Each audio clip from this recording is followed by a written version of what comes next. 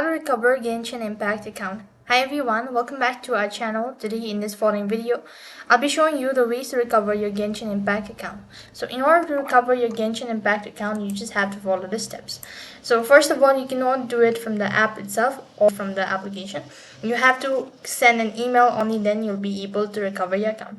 So for that case, open up the email that is registered with your account or that is registered with your or with the same email address that is registered to your Genshin Impact.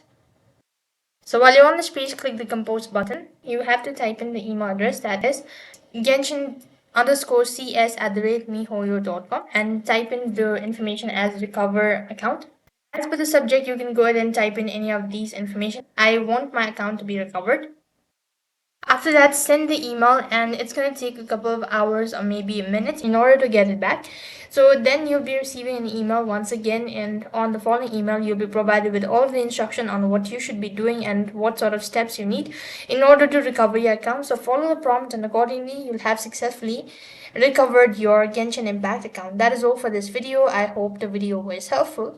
Make sure to like, share and subscribe to our channel. Thank you for watching. See you in the next video.